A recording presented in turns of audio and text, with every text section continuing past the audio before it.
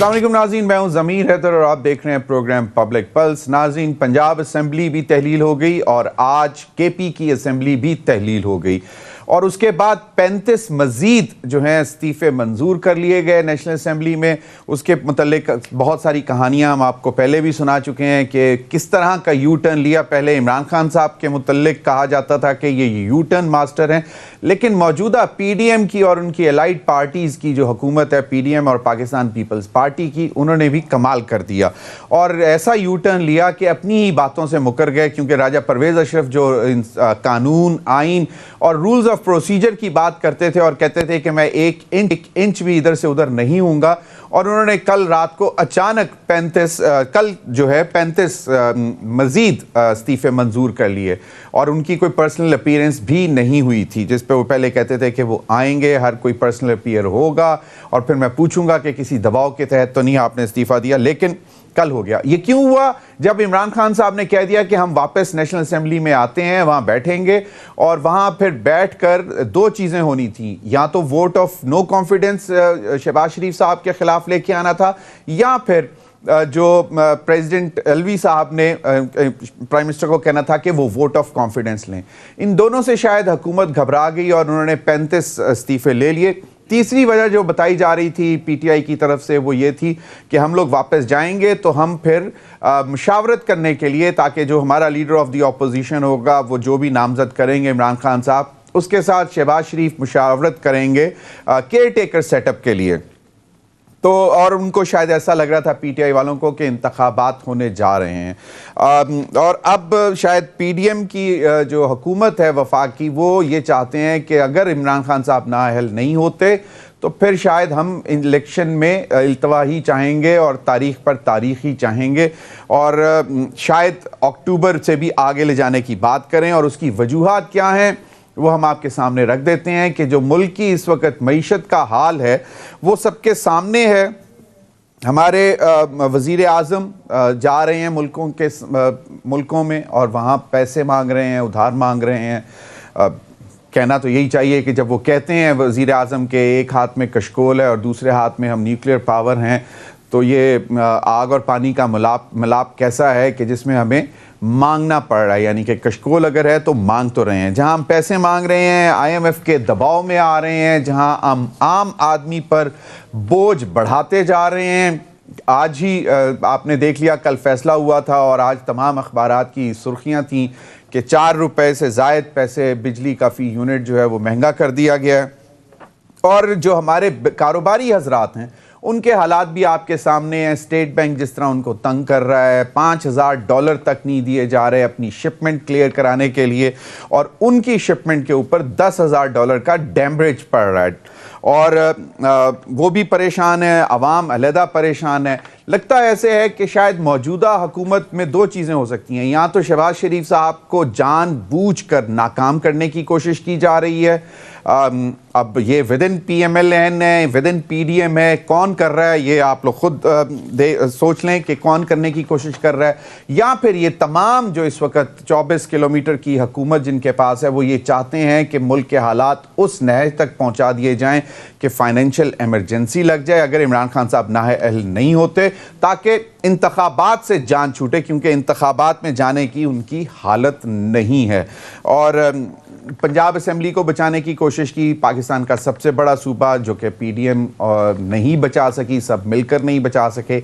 एक आदमी कम करना था 186 में से, जो कि वो भी नहीं कर सके। तो अगर हालात ऐसे ही लेकर जाने हैं तो फिर लगता तो ऐसे है कि ये जो केयर टेकर सेटअप्स आ रहे हैं और उस पर भी बात करेंगे, तो वो फिर ज़रा कुछ फाइनेंशियल एमरजेंसी अगर लग जाती है, खुदा ना खास्ता, और अगर इसी तरह के हालात चलते रहते हैं तो फिर इंतखाबात में ताख़ीर भी होगी, उस पर भी बात करेंगे। जो पंजाब में केयर टेकर सेटअप के लिए चीफ मिनिस्टर्स के नाम आ रहे हैं उस पर भी बात करेंगे। PDM की तरफ से मोहसिन नकवी और अहद चीमा साहब का नाम है और PTI की तरफ से आसिफ खोसा, अहमद नवाज सुखेरा और नसीर अहमद साहब का नाम है।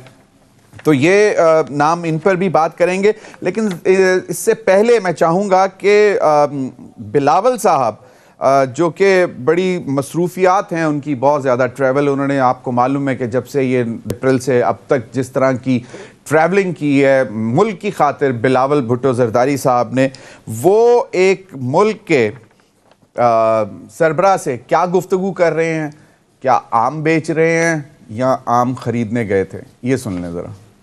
जी, बिलावल भुट्टो जरदारी साहब ने लक्समबर्ग के प्राइम मिनिस्टर को आम भेजे और फिर उनसे उन्होंने पूछा कि आपको आम कैसे लगे। उन्होंने कहा बहुत ज़बरदस्त, और उन्होंने कहा कि मुझे, बिलावल भुट्टो को मालूम है कि मुझे आम बहुत पसंद हैं।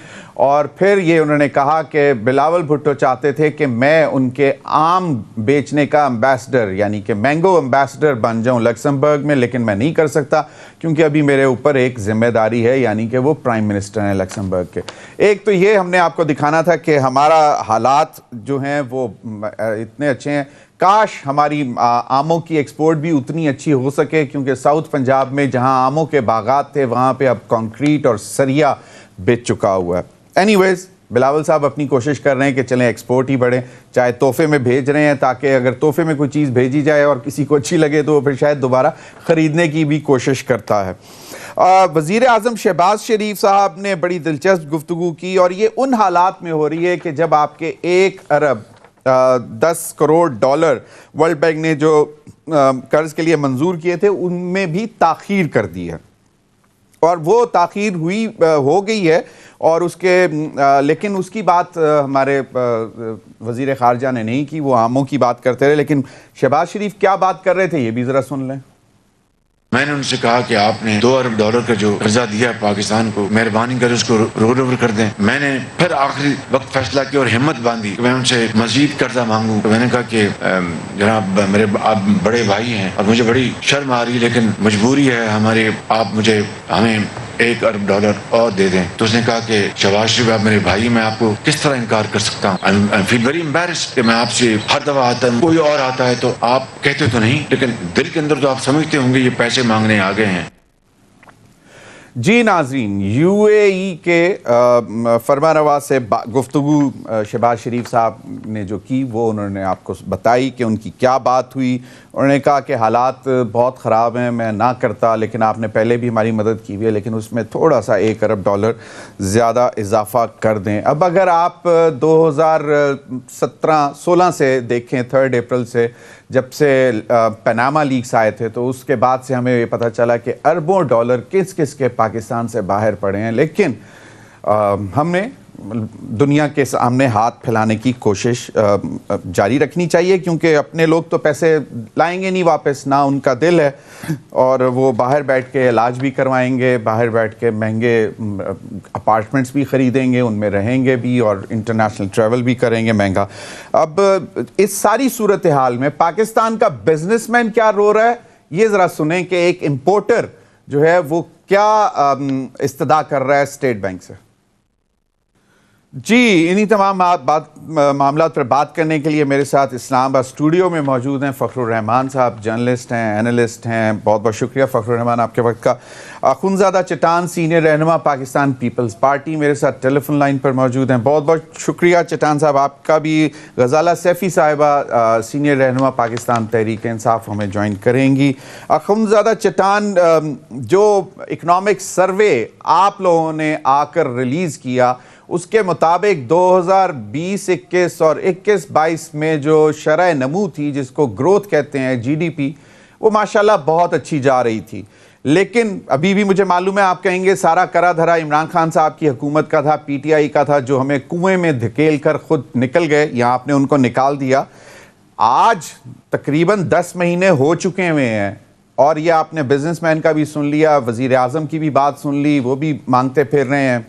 बिलावल भुट्टो जरदारी साहब आम बेचने की कोशिश कर रहे हैं, क्या कहते हैं? बिस्मिल्लाहिर्रहमानिर्रहीम। ज़मीर हैदर साहब, बिल्कुल ये हकीकत है कि हमारे पाकिस्तान का मईशत बहुत ज़्यादा मुश्किलात में है, और इसकी चंद वजूहात है।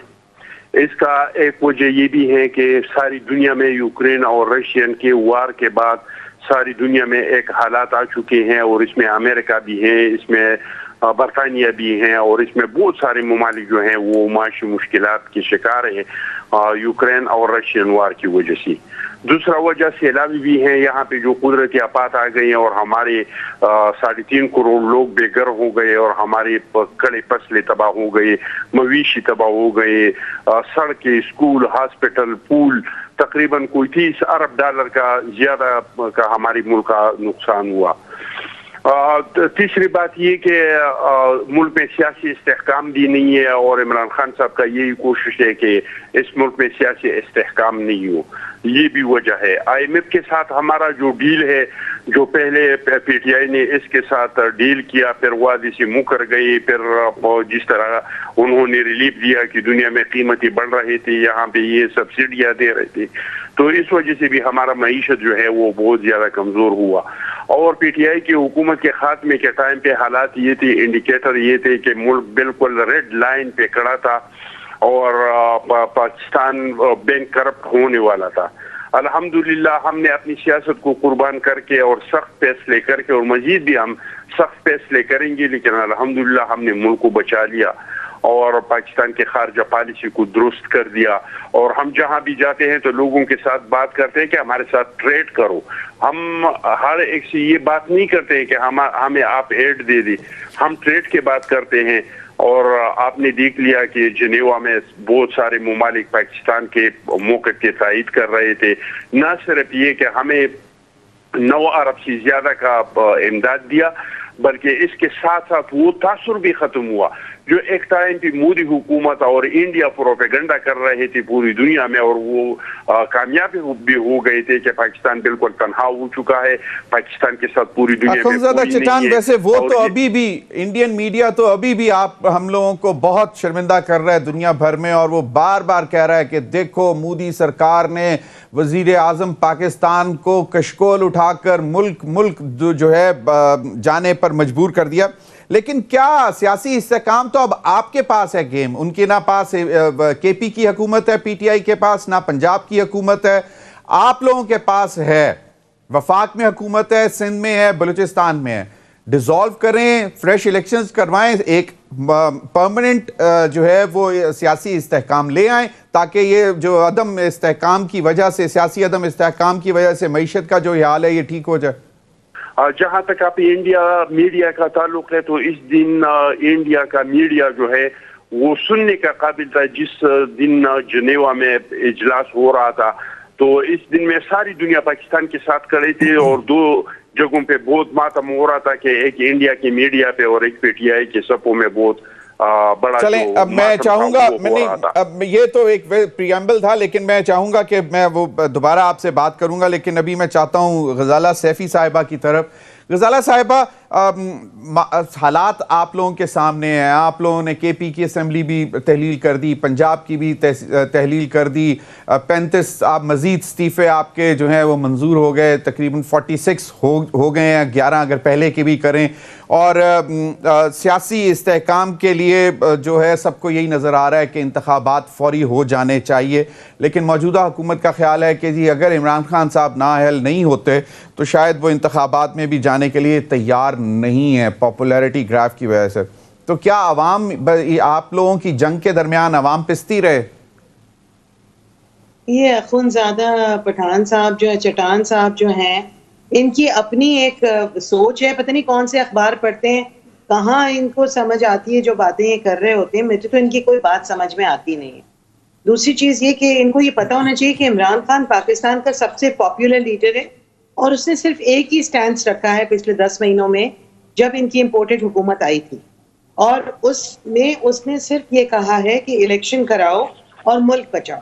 क्योंकि अगर इलेक्शन नहीं हुए और हालात इन्होंने इस तरह के रखे, और इस तरह से जो अभी लोकल बॉडीज इलेक्शन में जो इन्होंने मारे हैं, जिस तरह से डब्बे इधर के उधर किए, और 2 दिन तक रिजल्ट नहीं आए, और रिजल्ट फिर बदल के, जिनके ऑलरेडी रिजल्ट आ चुके थे उनके बदल चुके, तो ये इस काबिल नहीं है। कौम इनको रिजेक्ट कर चुकी है। रिजेक्ट होने के बावजूद ये अपनी अपनी रागनी अलाप रहे हैं। इस रागनी को कोई सुनेगा नहीं। असल बात यह है कि पाकिस्तान के जो लोग हैं, अवाम हैं, वो चाहते हैं, और तमाम आपको देखिए ट्रेडर्स हैं, बिजनेसमैन हैं, उन सब के इस वक्त बिजनेसेस भी फंसे हुए हैं, कोई ट्रेडिंग नहीं हो रही है। रुपए और डॉलर का जो है तवाज़ुन वो बिल्कुल खराब हो चुका है। ये एक और रेट दे रहे हैं, असल में कोई और रेट है। लोग जब एक्सचेंज पे करते हैं इंटरनेशनली तो लोगों को बिजनेस में नुकसान होता है। जिस किस्म की बातें कर रहे हैं मोदी हुकूमत को, तो ये प्रमोट करने वाले साड़ियां और वो तोहफे दे रहे हैं, उनके जहाज यहाँ उतरा करते थे और इनके जहाज वहां जाया करते थे। ये फजूल बातें करने का वक्त नहीं है। पाकिस्तान इस वक्त बहुत डिफिकल्ट हालात से वाकई गुजर रहा है। वैसे तो हम हमेशा से सुनते यही आए हैं कि पाकिस्तान मुश्किल हालात से गुजर रहा है और गुजरता रहा है, मगर ये पेचीदगियां बढ़ाई हैं इन्होंने, और इन्होंने डॉलर रेट को भी जो है रुपीस बिल्कुल को गिराया है। आपने बता दिया, लेकिन मैं ये चाह रहा, मेरा सवाल जो था मुख्तसर वो यही था कि सियासी अदम इस्तेहकाम की वजह से मौशी अदम इस्तेहकाम है, मौशी बहरान है, और जिसकी वजह से डायरेक्टली अवाम परेशान हो रही है। समीर साहब, पैदा करने वाला कौन है? चले, ये इन्होंने हमारी हुकूमत के दौर में इस कदर अफरा तफरी मचाई, इस कदर शोर मचाया। हर रोज ये लोग महंगाई मार्च लेके पहुंच जाते थे। आज अवाम की इनको फिक्र है। आज सैलाब आए हुए हैं तो 60% दिन की पॉपुलेशन जो है वो पानी के नीचे है। चले, इसी वजह से हालात भी, अखुंज़ादा चटान ने भी यही बताया कि इसी वजह से हालात भी ज़्यादा ख़राब हैं। फ़खरुर रहमान साहब, मैं आपकी तरफ आता हूँ, लेकिन मुझे कहा क्विक छोटी ब्रेक के बाद। नाज़रीन, stay with us. Welcome back. Fakhrur Rahman, सारी सूरत हाल हमने आपके सामने रख दी। मौशी सूरत हाल, हमारे वज़ीर ख़ारजा की एक्टिविटी, हमारे प्राइम मिनिस्टर की एक्टिविटी, 35 इस्तीफ़े मंजूर कर लिए गए। खौफ है, डर है। पहले जब कहते थे कि जी नहीं, आइन, कानून, रूल्स ऑफ प्रोसीजर, वो कहाँ गए? दोनों असम्बलियाँ KP की और पंजाब की तहलील हो गई। क्या करना क्या चाह रहे हैं ये सारे मिलके, सियासी सारी पार्टियाँ, मैं बशमूल PTI? शुक्रिया ज़मीर। सबसे पहले तो मैं इस बात की पुरज़ोर मज़म्मत करूँगा कि पाकिस्तान की आवाम जो है वो बेकारी नहीं है। सुबह से लेके शाम तक एक आम आदमी जो है वो अपनी मेहनत मजदूरी करके अपने बच्चों के लिए दाल रोटी कमाता है, चंद पैसे कमाता है। किसने ये मैंडेट दिया है इस मौजूदा हुकूमत को कि ये कशकोल उठा के और जगह जगह जाकर पाकिस्तानी आवाम के नाम पर जो है भीख मांगे और उनकी जो खुददारी है उसको इस तरह रोंदे? इंतहाई काबिल मज़म्मत है ये चीज़। दूसरा, वज़ीर ख़ारजा जो इस मुल्क के हैं, उनके पास तो ना ही कोई ख़ारजा अमूर की समझ है ना कुछ है।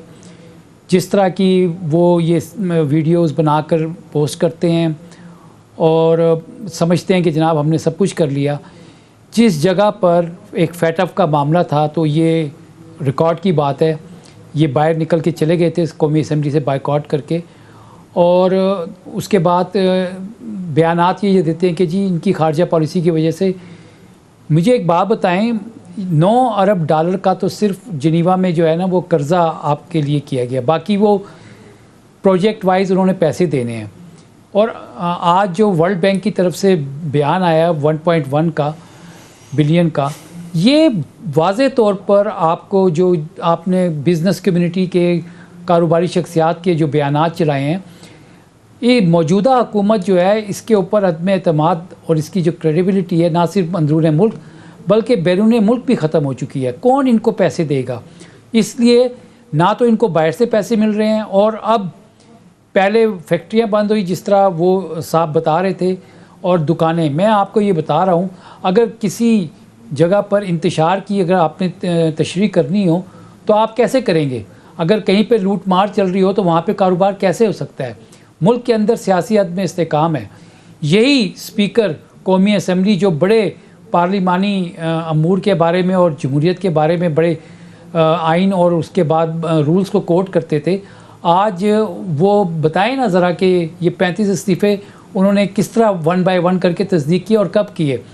और साबित ये हुआ कि PTI के लोगों के ऊपर ये कहते थे कि दबाव है, कहीं दबाव में तो नहीं दिए, और अब तो स्पीकर साहब के ऊपर ये वाजिब हो गया कि वो बताएं उनके ऊपर किसने दबाव डाला कि वो यकमुश्त 35 इस्तीफ़े मंजूर कर लें। और जहाँ तक 35 नशिस्तों पर आप देखें कि PTI ने कह दिया कि इमरान खान खुद इलेक्शन लड़ेंगे, तो ये KP के 35 पे लड़ नहीं सकते। 2 तो रिजर्व सीट्स हैं ख्वातीन। जी हाँ, 33, सॉरी, KPK और पंजाब, 13 करोड़ की आबादी आपकी, 14 करोड़ की आबादी आपकी पंजाब की है। तो जब कौमी जो सूबाई असम्बली जो है वो डिज़ोल्व कर दी जाए, इट मीन्स बिग अदम एतमाद, यानी कि एक सूबे की 14 करोड़ आवाम की तरफ से फेडरेशन जो फेडरल हुकूमत है उसकी तमाम तर पॉलिसीज़ के ऊपर एक अदम एतमाद आ गया। दूसरी तरफ KPK है। आप मुझे ये पहले बताएं कि आपके पास मैंडेट नहीं है, आप किस कानून और आइन के तहत आप जाके आवाम को मज़ीद मकरूज़ कर रहे हैं और आप ये दावे करते हैं कि जनाब आपने सियासत कुर्बान कर दी। और भाई कौम चाहती है कि आप खुद कुर्बान हो जाएं, किसी चुल्लू भर पानी में जाकर आप डूब जाएं, एक ही कश्ती में सवार हो जाएं और उस कश्ती में इतने सुराख हों कि अगर किसी को तैरना भी आता हो तो उसके साथ पत्थर बांध के उसको डुबो दिया जाए। ये आवाम की बद्दुआएं हैं इस वक्त जो निकल रही हैं। मैं आपको सही बता रहा हूँ। बात यह है कि वो तो निकल रही हैं, ठीक है, लेकिन मसला यह है कि आज मैं देख रहा था कि जिस तरह पंजाब की हुकूमत तहलील हुई है तो मुर्गी के रेट्स बेहतर होना शुरू हो गए, सस्ती होना शुरू हो गई। एक तरफ इस किस्म की भी कहानियां आ रही हैं, लेकिन मसला यह है कि क्या सियासी इस्तेहकाम लाना सिर्फ और सिर्फ PDM और पाकिस्तान पीपल्स पार्टी का काम है, या इसमें PTI को भी अपना शेयर और दीगर जमातों जो PDM का हिस्सा नहीं है, जमात इस्लामी और वगैरह, उनका भी कोई रोल होना चाहिए। अखुनज़ादा चटान, मुझे ये बताएं कि 1 by 1 नहीं किया आपके पीपल्स पार्टी के स्टॉलवॉट, बहुत ही जमहूरी स्पीकर, क्या किया उन्होंने? प्रेशर किनका था? जिस तरह फखरुर रहमान ने पूछा कि चलें, वो तो इंडिविजुअल हर मेंबर से पूछना चाहते थे, तो अब हम ये पूछ रहे हैं कि उनके ऊपर किसने प्रेशर डाला कि इकट्ठे एकदम 35 इस्तीफे मंजूर कर लिए? देखिए जी, ये कुलाड़ ये PTI ने खुद अपने पाँव पे मारी। उन्होंने इस्तीफाई दिए हैं, टेबल पे पड़े हैं, आईन है, कानून है, सुप्रीम कोर्ट है, इलेक्शन कमीशन है, जो स्पीकर के इख्तियारात है वो तयन है आईन में। वो अपने इख्तियारात के मुताबिक जिन इस्तीफाओं से वो मुतमईन हो जाते हैं, इनके इस्तीफाओं को कबूल कर देते हैं। इन लोगों ने इस्तीफाई दी, फिर जब हमने जिन लोगों के इस्तीफाई कबूल कर दी वो सुप्रीम कोर्ट में चले गए। वो कुछ लोग आ जाते हैं, हाजिरिया लगाते हैं, कुछ लोग आ जाते हैं, दरख्वास्तें देते हैं। इमरान खान कह रहे हैं हम सब ने दिए हैं, बीच में लोग आ रहे हैं कि हमने तो इस्तीफा दिया नहीं है। तो ऐसे हालात में स्पीकर का यही जिम्मेदारी ये है कि वो जिन लोगों से मुतमईन हो जाते हैं कि उन्होंने इस्तीफा दिए हैं कि इस्तीफाओं को मंजूर कर देते हैं।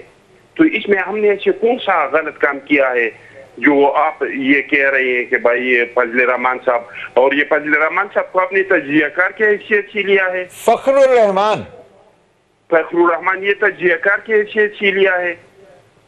तजियाकार है, सहाफी हैं। अगर इस तरह के सहाफी हो और इस तरह की तजियाकार हो तो इस बंदे को जाके और 1 चुटकी पानी में खुद डूबना चाहिए शर्म की वजह से। वो लोगों की बात कर रहे थे, लोगों की बात कर रहे हैं, लोग जो है वो बददुआएं दे रहे हैं महंगाई के नीचे। शर्म आना चाहिए। अखुनज़ादा, आपको भी मालूम है ना कि आवाम तो परेशान है ना। आवाम की बात कर रहे थे, वो अपनी बात नहीं कर रहे थे, वो कह रहे थे आवाम बददुआएं दे रही है। वजह से परेशान है आवाम, हमारी वजह से परेशान है। तो पिछले 10 महीने तो आप है ना, पिछले 10 महीने से। भाई जमीर हैदर साहब आप भी जानते हैं, मैं भी जानता हूँ कि 9 महीने में न मुल्क का मईशत तबाह हो सकता है, न मुल्क का मईशत ठीक हो सकता है। आपने इकोनॉमिक सर्वे पढ़ा था? आपने इकोनॉमिक सर्वे पढ़ा था जो आपकी हुकूमत ने जारी किया था? जमीर हैदर साहब, जिस तरह आप दूसरों को सुनते हैं इस तरह मैं अखुनज़ादा सिर्फ आपसे अखुनज़ादा मैं आपसे नहीं ना, ये इस तरह नहीं होगा ना कि अब मैं बात कर रहा हूं, लोग बोलते हैं मेरी बात को मुकम्मल करने। ठीक है, मैं खामोश। शीशा थोड़ा दिखाऊं, मैं खामोश। ये जो अपने आप को तजियाकार कहते हैं, ये लिफाफा सहाफी, उसको मैं थोड़ा सा शीशा दिखाऊं। अगर ये सहाफी होता तो ये इनका भी जिक्र करता जो 25,000 कर्ज इसने इस मुल्क पे चढ़ाया है।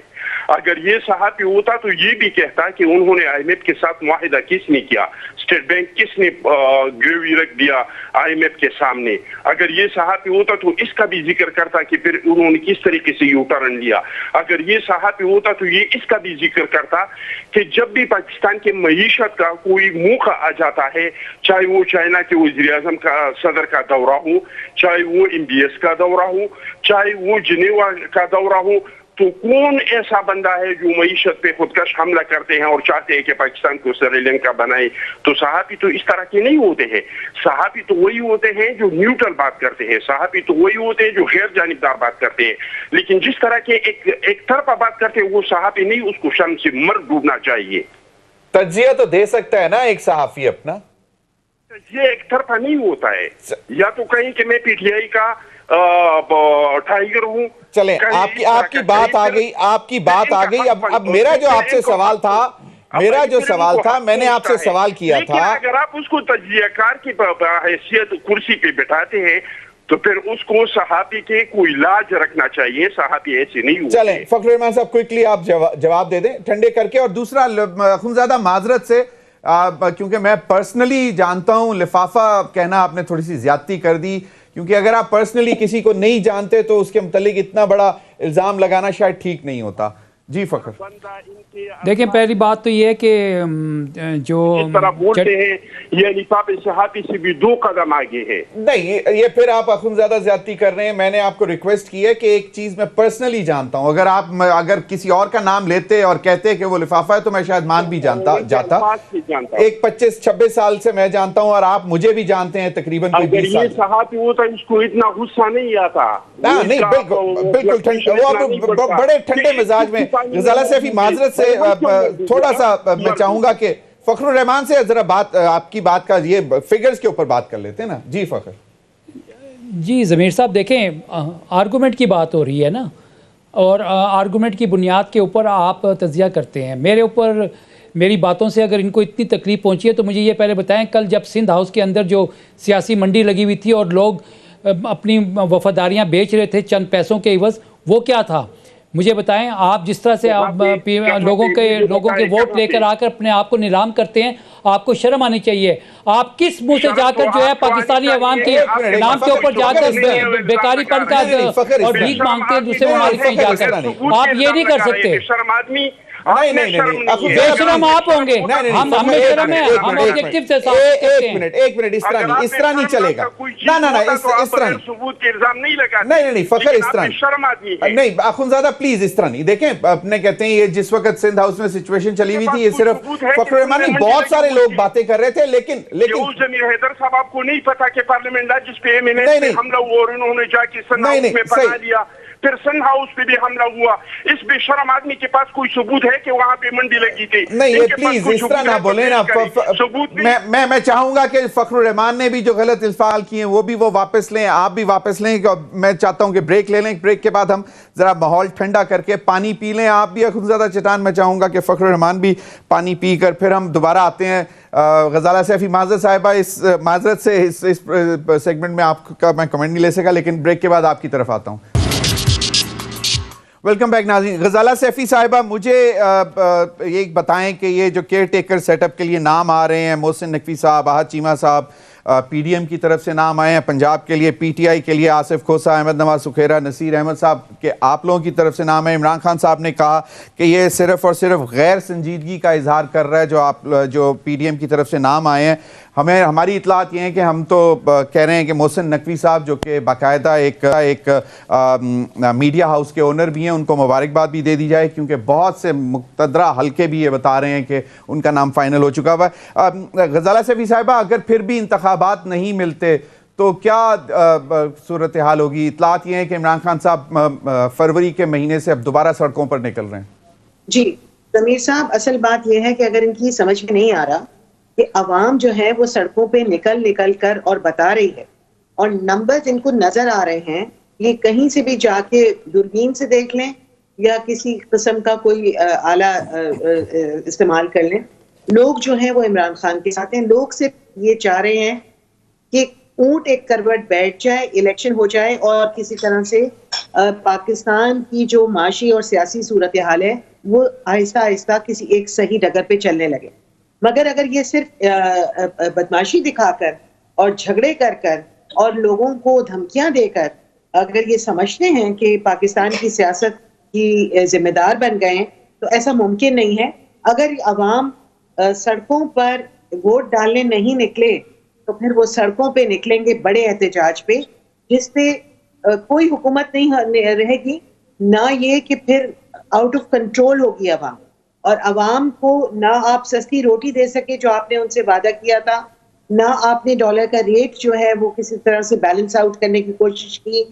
ट्रेडर्स नाराज, बिजनेसमैन नाराज, आम इंसान नाराज, गुर्बत के मारे लोग नाराज, सैलाब ज़दगान नाराज, परेशान। तो अगर आपके पास किसी का हल नहीं है और यहाँ बैठ के झूठी बातें करके और दूसरों को गालियां देके गजाला सैफी साहिबा, हल कर लिया है, गजाला तो सैफी ये साहिबा, हल नहीं। गजाला सैफी ये साहिबा, हल मैं आप ही से मुखातिब हूं, मैं आप ही से मुखातिब हूं। मेरी बात सिंपल सी ये है कि क्या फिर पीटीआई को भी तो थोड़ा सा किरदार अदा करना चाहिए ना, कुछ सियासी इस्तेहकाम की तरफ चलें, टेबल पे जाके बैठ जाएं, मान जाएं। वो कहते हैं कि जी इमरान खान साहब हमसे बात करने को नहीं तैयार हैं, आप लोग बैठे तो सही, कहीं चलें 3 महीने नहीं तो 5 महीने बाद इलेक्शंस की कोई डेट लेने, वो 2 महीने वो पीछे आ जाएं, आप आगे चले जाएं, कुछ रास्ता तो निकले। और अब 33 सीटों पर मतलब इमरान खान दोबारा लड़ेंगे, ये मजाक नहीं है। 26 नवंबर की जो तकरीर थी, जो जलसा था, उसमें इमरान खान साहब ने क्लियरली कहा था कि इलेक्शन अगर दूर भी हो जाएंगे तब भी हम इलेक्शन नहीं हारेंगे, मगर इलेक्शन दूर करना जो है वो अवाम को तकलीफ देने के मुतरादिफ है। इलेक्शन जितना ये दूर करेंगे उतने अवाम जो है वो इनकी चक्की में पिसते चले जाएंगे। इलेक्शन दूर होने से पीटीआई को नुकसान नहीं होगा, ये क्लियरली समझ मतलब आप लोग समझते हैं कि इमरान खान साहब पीटीआई ज्यादा गेन करेगी चाहे वो अक्टूबर में हो या जब भी हो, आपका ये ख्याल है? मगर अवाम को पीस देंगे ये लोग उस दौरान में, सही, और अवाम इस वक्त पिसने को तैयार नहीं है, वो तैयार नहीं है। बिल्कुल, मैं चाहता हूं, मेरे पास वक्त कम है, मैं चाहता हूं Fakhrur Rahman quick comment on the situation Punjab की और केपी की। अब ये मिला के तो बहुत बड़ा नंबर बन जाता है, अब हर एक पे बाई इलेक्शंस, और फिर पंजाब और केपी में अगर दोबारा इलेक्शंस होते हैं तो वो तो 5 साल के लिए असेंबली आती है ना, तो वो फिर क्या करेंगे? देखिए ज़मीर साहब, ये जो सारी सिचुएशन है, जो डायनामिक्स हैं, इसके अंदर सबसे बड़े जो इम्पोर्टेंट बात है वो आपके फाइनेंशियल डायनामिक्स हैं। इस वक्त लोगों की जो परेशानियां हैं, बिजली के बिल हों, गैस के बिल हों, कारोबारी हज़रात का कारोबार का मसला हो, मुल्क की मईशत का मसला हो, ये तमाम चीज़ें जो हैं आपको कहीं पे वे आउट नज़र नहीं आ रहा है। और सारी दुनिया में ये बात बिल्कुल इसके ऊपर इत्तेफाक राय होता है कि जब सियासी इस्तेकाम होता है तो माशी इस्तेकाम आता है। अब इलेक्शंस जो हैं वो थोड़े से आप आगे कर लें या थोड़े से पीछे कर लें, आपको जो इस वक्त 60% आपका जो कौमी असम्बली या सूबाई असम्बली का जो सारा जो इलेक्शन का हिस्सा जो है वो इस वक्त तहरील हो चुकी हैं। आपने इलेक्शन में आज नहीं तो कल जाना ही जाना है।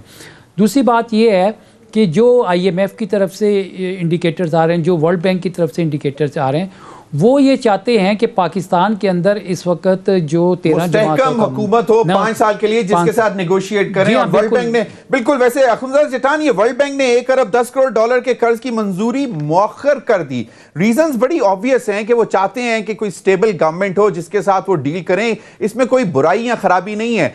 या मैंने पहले जिस तरह बात की थी कि शायद शहबाज शरीफ साहब को मतलब कामयाब नहीं होने दिया जा रहा, डार साहब भी आ गए, वो भी कोई मतलब जादू नहीं दिखा सके, तो बेहतर नहीं है? ठीक है, फिर आप लोग भी छोड़ें, केयर टेकर सेटअप आए, वो अगर 6 महीने चलता है, साल चलता है, या फाइनेंशियल इमरजेंसी लगती है, तो आप क्यों अपना कैपिटल इन्वेस्ट कर रहे हैं इसमें, सियासी कैपिटल? 30 सेकेंड्स। देखिए जी, मैं आपको ये बताऊं कि कोई निगरान हुकूमत इस मुल्क को नहीं चला सकती है 3 महीने तक, न 6 महीने तक चला सकती है। हमको 11 जमातें मिलकर और सारे एक्सपीरियंस लोग इसके चलाने में जितना हमें मुश्किलात आ रही हैं। दूसरा ये कि इलेक्शन इस मसाइल का हल नहीं है। इलेक्शन क्या हमने उसको आदम एतमाद करके नहीं निकाला? क्या जमहूरी तरीके से नहीं निकाला? क्या वो उसको तस्लीम करते हैं? क्या उनको जो हमने मुल्तान में शिकस्त दिया तो वो रिजल्ट उन्होंने तस्लीम कर दिया? क्या कराची में जब कौमी असेंबली में उसको शिकस्त हुआ उसको तस्लीम कर दिया? क्या अभी जो बल्दियाती इलेक्शन में उसको शिकस्त हुआ उसको तस्लीम कर दिया?